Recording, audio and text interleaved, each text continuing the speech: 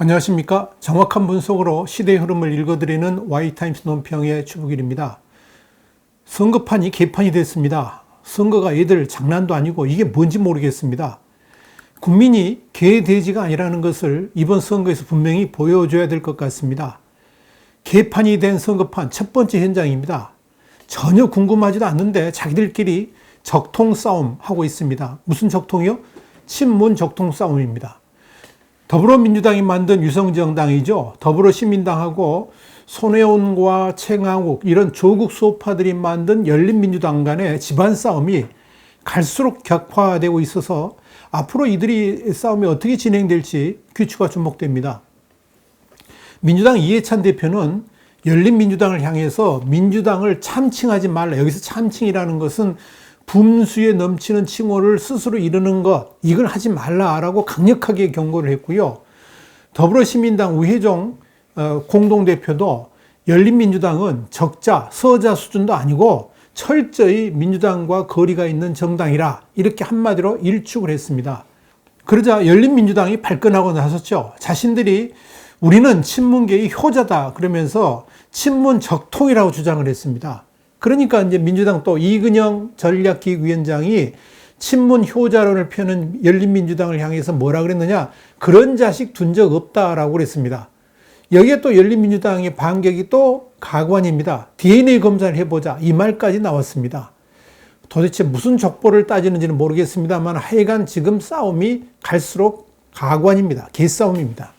열린민주당의 비례대표 후보 2번인 최강욱 전 청와대 공직기관 비서관이 그랬는데요. 30일 날 민주당을 향해서 이런 말을 던졌습니다. 선거가 끝나고 나면 DNA 검사를 통해 확인해 보자 그랬는데요. 누가 적통인가에 대해서 국민들은 전혀 궁금해하지도 않지만 지금 집권 여당 세력이 보이고 있는 추태에 대해서 정의당은 이렇게 말을 날렸습니다. 뭐냐면 민주당과 더불어시민당 열린민주당은 21세기판 홍길동전으로 총선을 희화화하고 있는 행태를 즉각 중단하라고 꼬집은 겁니다. 선거판이 개판이 되어가고 있는 그런 모습을 여러분 보고 계시는 겁니다. 두 번째 개판이 된 선거판 현장입니다. 이 와중에 더불어시민당하고 열린민주당 두 또 비례정당끼리 또 비난전을 일삼고 있습니다. 이렇게 친문 적통 DNA 싸움을 하는 와중에 더불어시민당하고 열린민주당 간의 통일 방안을 놓고 또 한판 붙었습니다. 더불어시민당이 남북 관계의 기본 틀을 한반도 이웃국가 정책으로 삼겠다는 공약을 내놓은 것에 대해서 열린민주당은 30일 날 이건 김대중 노무현 두 전직 대통령과 문재인 정부로 이어지는 민족 공동체 통일 방안과는 완전히 방향을 달리하는 것이다 그러면서 발끈하고 나선 겁니다. 특히 열린민주당은 더불어시민당 쪽이 우리 문재인 정부와 달리 강경한 대북 정책을 천명하고 있다라고 비판을 했습니다. 한마디로 이제 선명성 경쟁을 하고 있는 건데요. 열린민주당 입장에서는 더불어민주당의 비호를 받고 있는 더불어시민당을 사이비로 몰아야지 유리한 입장이니까 더욱 강경하게 자신들이 오히려 친문의 적통임을 내세우고자 하는 그런 의미에서 이제 더불어시민당을 막 공격을 하는 겁니다. 개판이 된 선거판 세 번째 현장은 선명성 경쟁에 더욱 파퓰리즘은 짙어지고 있다는 겁니다. 이렇게 더불어시민당하고 열린민주당 간의 선명성 경쟁에 돌입하면서 파퓰리즘 경쟁도 훨씬 치열해졌습니다. 그러다 보니까 절속 논란도 일어나고 있고요. 심지어 공약 철회까지 하는 사태까지 벌어졌습니다. 더불어시민당이 31일 10대 총선 공약 중에 하나로 올해부터 모든 국민에게 조건 없이 매달 60만 원을 기본소득으로 지급하겠다. 이런 총선 공약을 내놨습니다. 여러분, 이 공약대로 한다 그러면 매달 30조 원인데요. 1년에 360조 원이 필요합니다. 이 규모라 그러면 올해 국가 예산이 512조 정도 되지 않습니까? 70%에 해당하는 어마어마한 금액입니다. 이 공약 내용은 선관위 홈페이지에 공식 게재까지 됐습니다. 재원 조달 방안으로는 모든 소득의 15% 세금을 부과하고요. 모든 민간 소유 토지에 대해서 1.5%씩 토지 보유세를 내도록 하겠다고 했습니다. 여기에 탄소세, 핵발전 위험세도 신설하겠다고 했습니다. 뿐만 아니라 상장 기업을 대상으로 매년 시가총액의 1%를 환수하고 정교인과 정교기관에 대한 과세도 추진하겠다고 밝혔습니다. 이렇게 말도 안 되는 공약을 집권 여당 더불어민주당의 유성정당인 더불어시민당이 내놓은 겁니다. 얼마나 문제가 많았는지 집권 세력 쪽에서 논란이 일어나고요. 반발도 심하고 그러니까 뒤늦게 이건 우리 이 정당의 공식 공약이 아니었다. 실수로 들어갔다. 알바생이 뭐 잘못해갖고 집어넣었다. 이렇게 해명하면서 공약을 철회했습니다. 그랬더니 이제는 당내에서 왜 그 공약을 철회했느냐 반발이 일어나고 있습니다. 참 별 코미디 같은 일이 지금 더불어시민당 안에서 일어나고 있습니다. 더불어시민당의 공약에는 또 이런 내용도 있었습니다. 검찰의 대통령 인사권 방해에 대한 특검을 실시하고 가짜뉴스에 대한 징벌적 손해배상 같은 적폐 저항에 대한 사회개혁 완수라는 항목도 있었습니다. 또 군사분계선 MDL이라고 그러죠. 이 군사분계선의 후방 개념 전환 공약도 냈는데요. 저는 그게 무슨 말인지 모르겠습니다. 뭐냐면 MDL에 대해서 너무나도 모르기 때문에 그런 무지의 소치로 나온 공약이 아닌가 보여집니다. 그러니까 군사분계선, MDL이라는 게 뭡니까? 최전방이라는 개념이죠. 그게 바로 최전방인데 그걸 어떻게 후방으로 바꾸겠다는지 무슨 말인지 알 수가 없습니다. 의미를 알 수가 없다 이야기죠. 열린민주당도 이 검찰총장을 검찰청장으로 바꾸겠다. 격을 낮추겠다는 거죠. 그래서 검찰 권력 축소를 골자로 한 공약을 발표했습니다. 열린민주당은 그야말로 조국 수호를 위해서 무슨 일이든지 하겠다는 그런 강력한 의지가 공약에 그대로 묻어납니다. 비례대표 후보인 황희석 전 법무부 인권국장이 검찰총장의 역할을 일선 검찰에 대한 행정적 지원과 감독자 역할로 축소하고자 한다라고 밝힌 것이 그겁니다.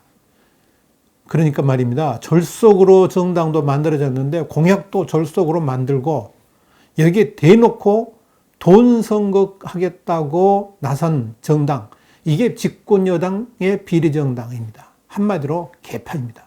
자, 개판이 된 선거판 네 번째 현장입니다. 반미 앞장선 비례 후보가요, 정작 다른 미국에 유학 중입니다. 여러분 이해가 되십니까? 비례 후보로 나온 사람들의 면면도 선거판을 완전히 희화하고 있는데요.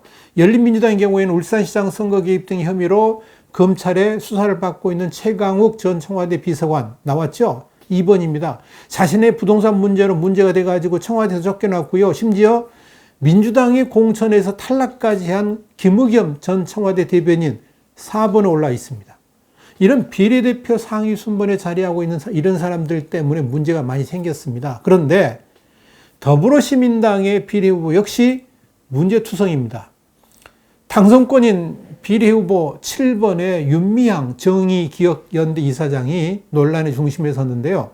대표적인 반미 인사입니다. 그동안 이 시민단체 활동하면서 사드, 그러니까 고고도 미사일 방어체계 배치를 두고도 미국의 무기장사 시장바닥이라고 하는 등 반미 선전선동의 최일선에 섰습니다. 그런데 말입니다. 이 사람이 정작 자신의 딸은 미국 로스앤젤레스 캘리포니아 주립대에 UCLA라고 그러죠. 여기 음대 재학 중입니다. 특히 미국 유학 중인 딸은 비시민권자니까 1년에 학비만 4만 달러, 그러니까 한 4,800만 원 정도, 요즘 시세로 하면 거의 5천만 원 정도 듭니다. 자신은 반미를 외치면서 자식은 미국 유학을 보낸 이 대표적인 내로남불의 전형을 이 사람이 보여주고 있습니다. 여러분 어떻게 생각하십니까?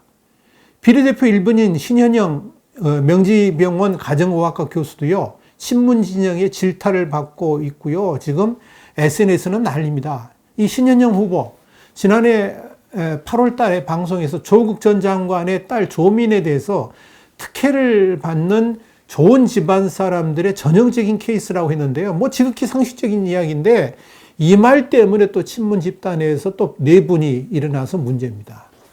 그러니까 말입니다. 이게 선거개혁입니까? 이런 게 나랍니까?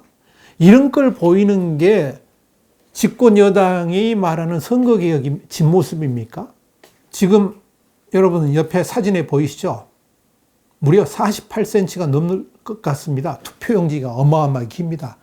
아마 이런 투표용지는 이제까지 우리가 회의 토픽에서 그야말로 후진국, 그야말로 미국에서나 볼 수 있었던 그런 투표용지 아닙니까? 그걸 이번 선거에서 여러분들이 만나게 될 겁니다. 4+1 패스트트랙으로 밀어붙인 야합에 야합을 거듭해가지고 만든 선거법 개정 때문에 나온 현실입니다. 72년 전에 재헌의 때보다 더 못한 수준으로 우리나라 선거 문화를 퇴행시켰습니다. 이제는 온 나라를 혼란의 도가니로 만들었습니다. 그 결과가 대한민국을 이끌어갈 국회의원을 뽑는 선거가 개판이 되고 있는 현상으로 나타나고 있는 겁니다. 여기에 집권여당이 본격 선거전에 돌입하면서 반일 감정을 부추기고요. 또 반기업 정서까지 선동하고 있습니다. 이 경제가 어려운 판에 그렇습니다. 더불어민주당의 4월 총선 전략 홍보 매뉴얼에 나와 있는 내용이 그렇습니다. 도대체 국익이라는 것이 머릿속에는 들어있는지, 나라에 어떻게 되든 말든 선거에서만 이기면 된다는 식의 논리가 이 집권 여당을 사로잡고 있으니까 선거판이 저렇게 개판으로 변해가고 있는 겁니다. 하다가 별걸 다 보겠는데요. 민주당은 선거 유세할 때 문재인 정부에서 폭등한 집값은 이명박, 박근혜 정권의 탓이라고 설명하라. 이렇게 전략 홍보 유세 매뉴얼에 썼습니다.